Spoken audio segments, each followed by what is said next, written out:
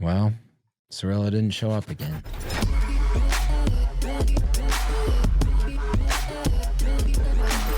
This is Collabs. It's just What do you like think he's him. doing? What do you think I he's don't doing? know what he's doing.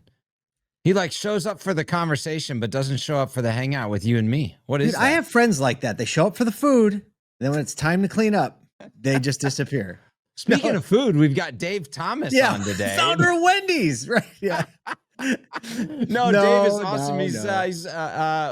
He's become a good friend at this point, and I've gotten to know him at a couple of events, and he's just a thinker. He's, his role doesn't require him to like operate the business, but running under people understanding what's happening with inside the business. He's got time to think is what you're saying. That's the thing where you can kind of have that outside perspective. You can see all the data, you can understand the moves, the conversations, the thing that the business is doing. And so I love, like, anytime he comes up to me at an event, you can always see the wheels spinning. So yeah, you're about to say something I want to hear. Yes, exactly. All right. Well, we hope you enjoyed this conversation Michael and I are going to have with Dave Thomas. Dave, thank you so much for joining us today. I'm looking forward to this conversation. Yeah, it's great to be here. Thanks. We're always excited when we have a fellow content creator. You have a long history in the industry creating content, giving people the information that they want, that they need, maybe that they don't know what they need yet. But give us the 60-second trip into the auto industry, because you have a history with cars.com and writing about, Nissan and Harleys and all these interesting things. Yeah. I started off way too long ago to say when, but I went to college. I went to college for a journalism degree. That's back when that was something you could maybe make some money doing.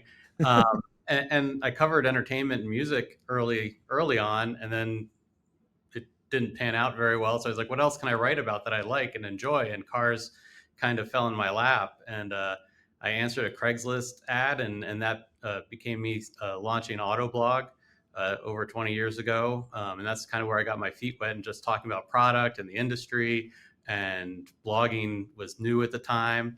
And then I went to cars.com and really focused on the consumer, the car shopper.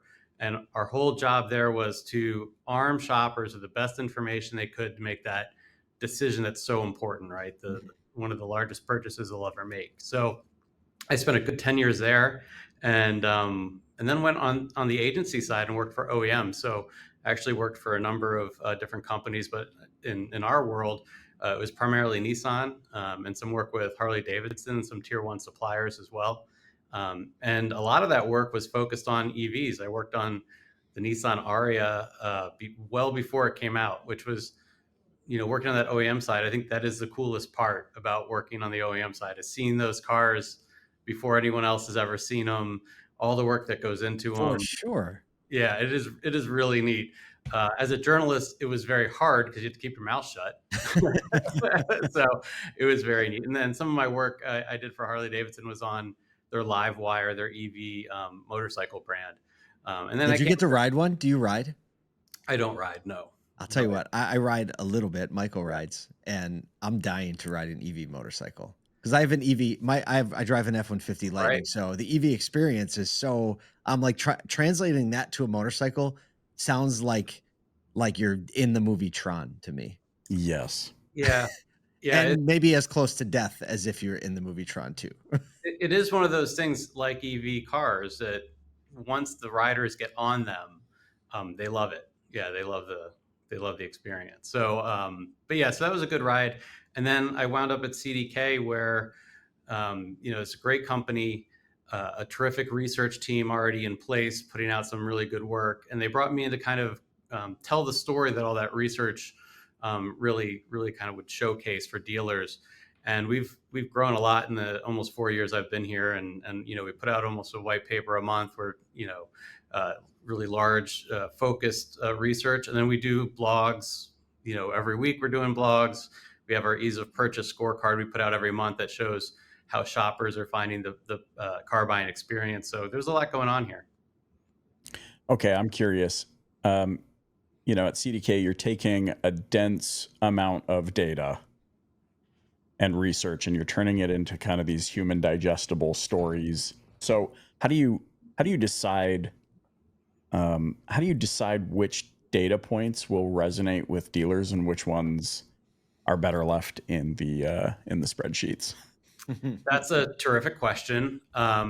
So our research team, we'll plan a white paper or a big topic. Let's say we have friction points is our most popular white paper we put out every year. It comes out right ahead of NADA, and it tracks the car buying process really like minutely, and that's where we kind of come up with the average time it takes to buy a car, and all these other friction points in the process and how dealers are improving or not.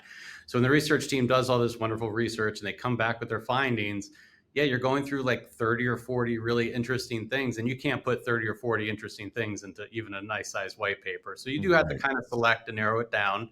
And it's just that good old editorial judgment. Like, what is the most important stuff here? That, we don't want to go from a 20-page white paper to a 30-page, right? You have to keep it as concise as 20 pages could be. And, we want to present a lot of that data in a nice graphic that's easy to digest, as well as, the lovely prose we think we're putting out there. I have a quick follow-up if I can, and this may be accurate or not accurate. Do I understand? Are you a massive Pearl Jam fan? That's where I thought you were going with this. Well, that is a different track, but yes. Well, there is. Everybody knows. I'm going to tie this back to what we were just talking about. But I'm curious if this is accurate or not. You're a massive Pearl Jam fan and Dolphins fan. Well, that's some deep research. So I grew up in South Florida in the 80s and 90s, and so when I was a teenager, that's when the grunge Marino, baby. Oh yeah. Yeah, so grunge, that's it, and it just kind of South Florida was not a it's what would be the word? It's not a metropolitan, cosmopolitan place. Like, you just got what was on MTV. There was no like underground scene really. Like, nothing sounds less underground scene like South Florida. Right. That's all you got. It was like grandparents and MTV. Yeah. That's all you had. So, and the beat. Well, okay. So the reason I'm asking is, okay, I'm glad my research is accurate here. Because what I want to know is, like, what, if any, inspirations do you take from those two, dare I say, passions that you found kind of spill into or inform the way that you build content? And the reason I ask that is because, I mean, for me, it's something as simple as like looking at a Netflix thumbnail for a movie, and I'm like, oh, I take inspiration from it. But I mean, when I learn somebody's like a Pearl Jam fan and an avid sports fan, I'm like, I feel like there's things as content marketers that we take from, whether it's audience segmentation or the way a hook in a song like inspired us to feel a way that we want someone to feel that same way through our writing or whatever. So I'm curious how, if any ways, you've considered that spills over into your professional work and how you're building content. I would take it in a kind of different path than what you're thinking. Okay. But sports especially taught me how burned out you can get on a topic. I used to be the most avid NFL fan there was. Like, I listened to every sports radio show, did fantasy football. And then it just started, I don't know at what point, where if you listen to talk radio or you listen to something, it's just guys shouting. Yeah. Right. And they're just shouting, and they're shouting about something that hasn't happened yet, or it just happened, or it became a soap opera. You just explained like every 72-year-old coffee drinker at McDonald's in the morning. Exactly. So, they can call themselves professional. So I couldn't listen anymore. I needed substance, and there is no substance in that. Right. Like, even hearing interviews from athletes now, it's just like, they're all going to say this. What are they going to say? They're not going to really did 110%. Got to leave it all on the field. Right. So it was. He's like, yes, exactly. So the inspiration, Michael, to get to your point is, when I put something out, I want it to be meaningful and impactful to the reader and to that audience. If we don't have something worth sharing that they can like look at, absorb, and go, that's interesting, or I can maybe a lot of the stuff we put out isn't something to implement in your store that second. Yeah. It's to help you develop that strategy for what you're going to implement. Right. Well, talking about the substance, right, and tying that back, we're in an era when technology is so rapidly evolving in front of our eyes that it really is those who have the best technology or the best understanding on how to leverage that technology to get those actually substantive insights out into the world are the ones that are getting ahead, that people do look like. So maybe you can tell us a little bit about what you all are doing with your tech and how you're using that to leverage into real insights that dealers can use to make real decisions, to make a real meaningful change to their, to their P&L, to their team, engagement and training, et cetera.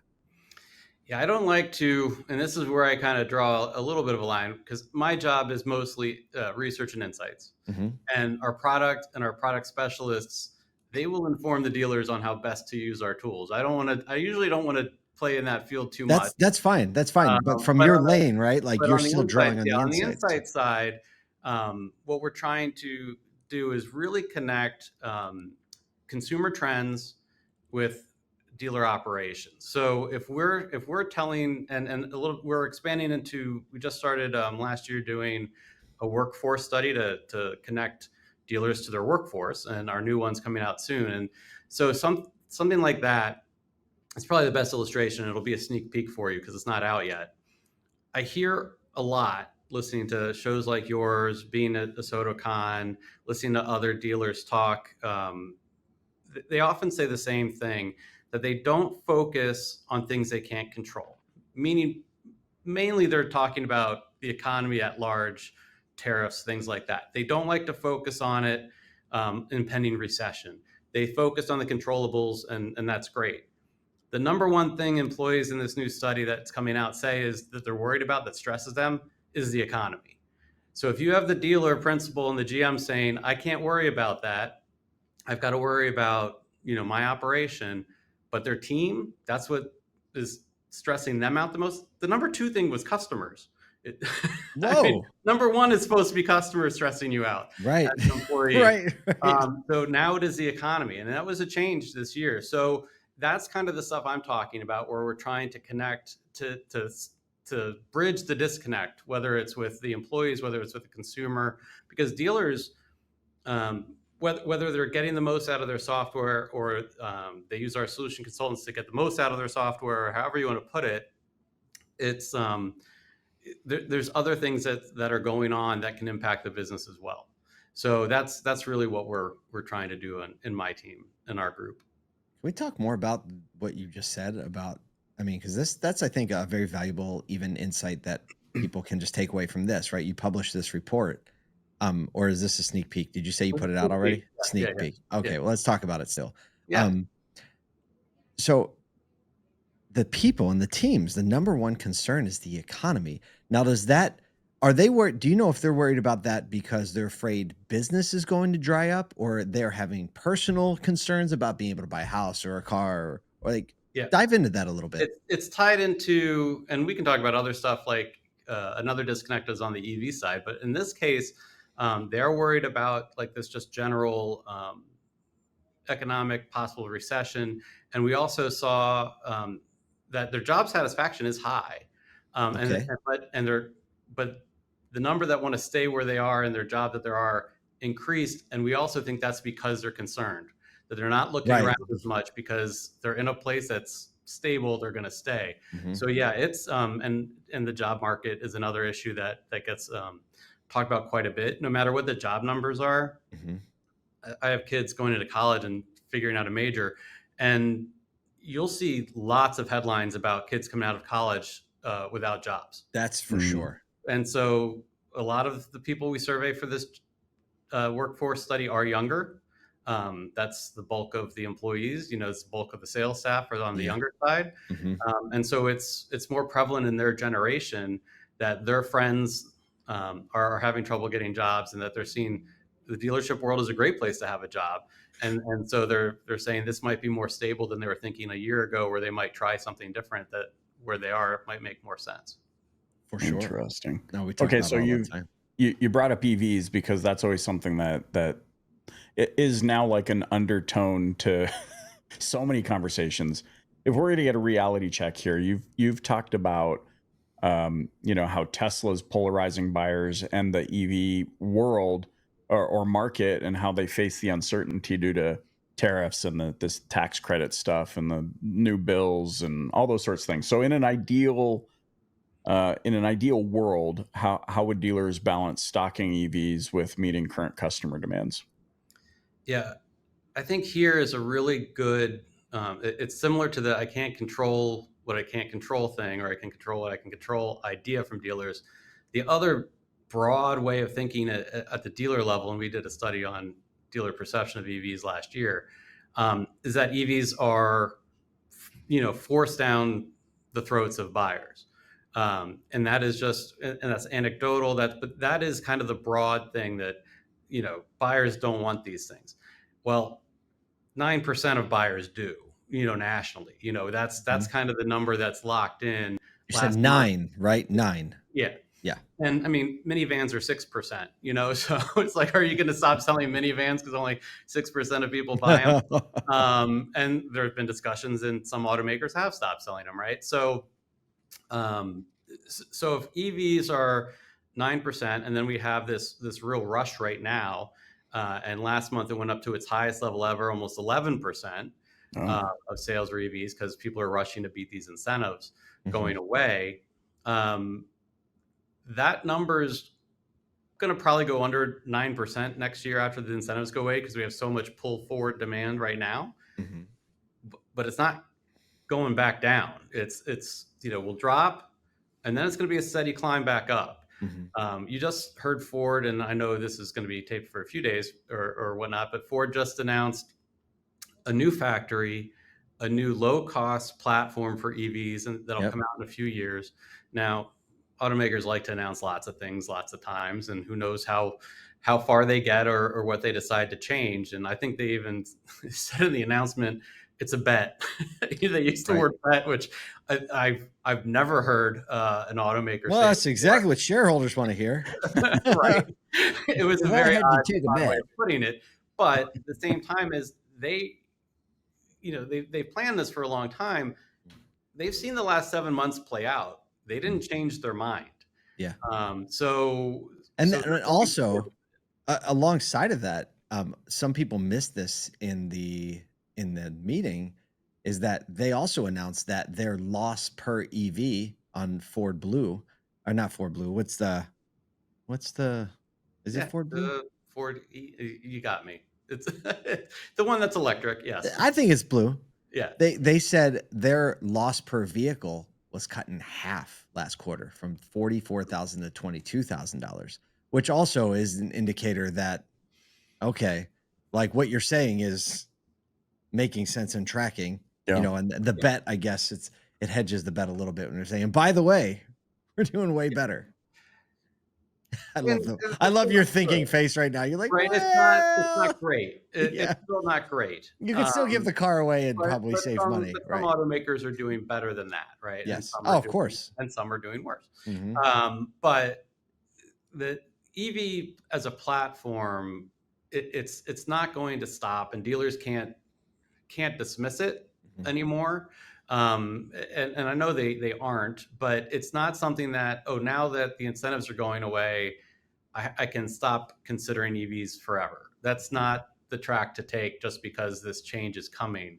You'll probably only see a drop for 3 or 4 months in terms of overall sales. And I like to explain too, it's the product mix is not there in the US for EVs to get the most uptake. So it's still way heavily weighted on the luxury and expensive side of things. That's right. So, you put a few players in the market like Honda's Prologue and the Chevy Equinox. You're going to have a new Nissan Leaf. You're going to have a new affordable Kia. The numbers will go up because the pricing is going to come down, and the available products are going to be more affordable just of what they are. And so the number will go back up. It's just going to take a while, but we can't think that it is not a fad. EVs are going to come, and they're going to keep coming. All right, last question, because we are running out of time. But can you talk about this area of insight around the importance of inventory, and how what dealer inventory is and how that impacts a customer's perception. Because I don't think I've ever thought of tying those two things together before, but you're saying that no, it's tied together. It's really interesting. It's one of the things I've learned since being here. We launched our ease of purchase scorecard shortly after I came on board.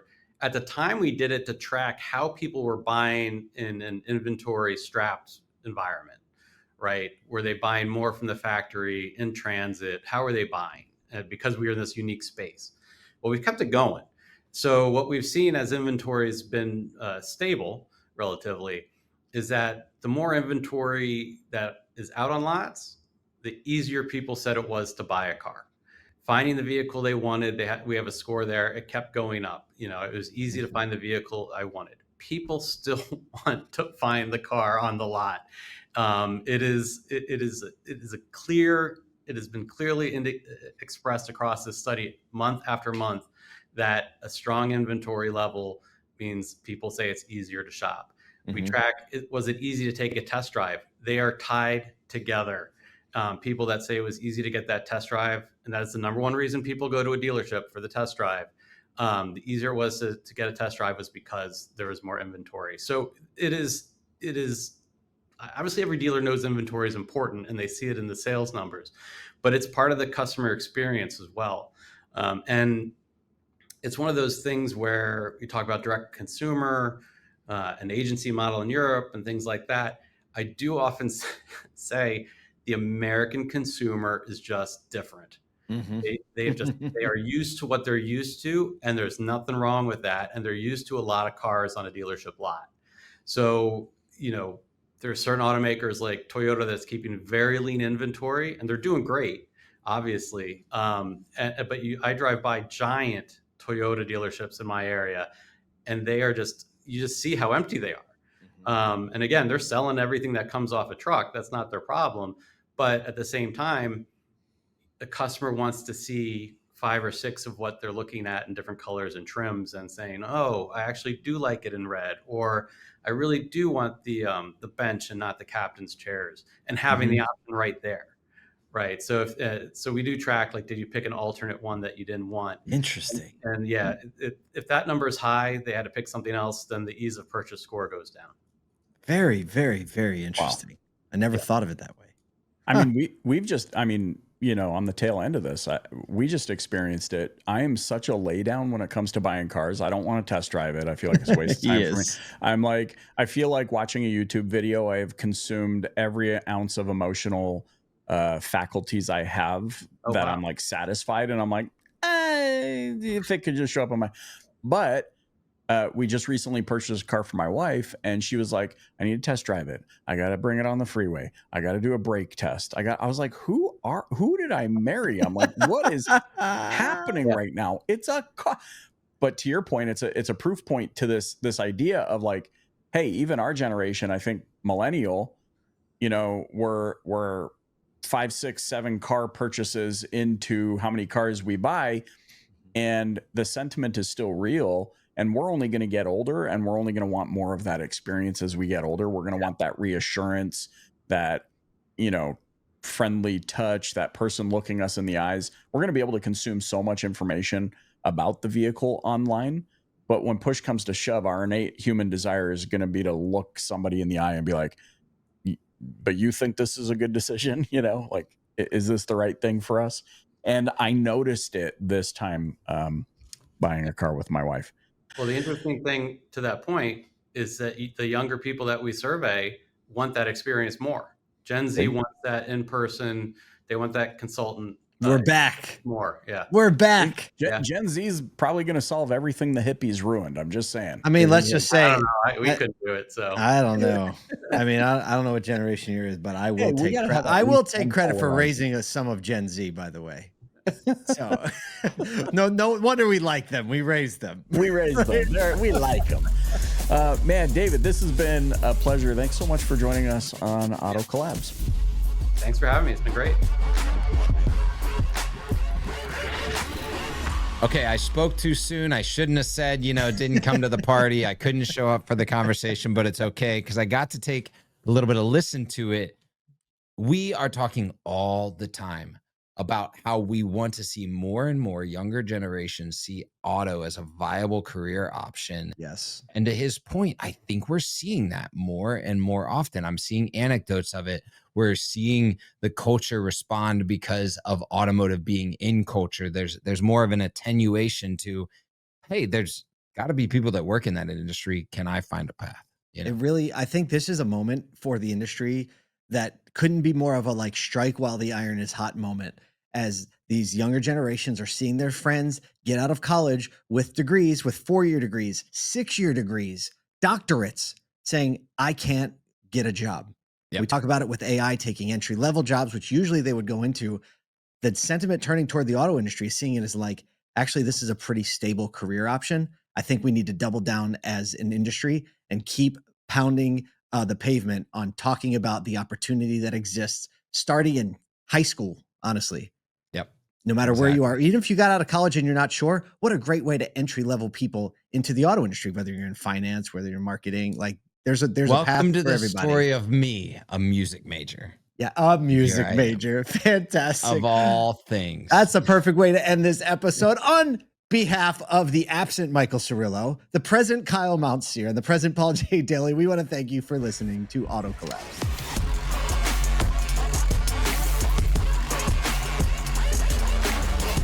Welcome to Auto Collabs. Why are we recording? Are we rolling yet?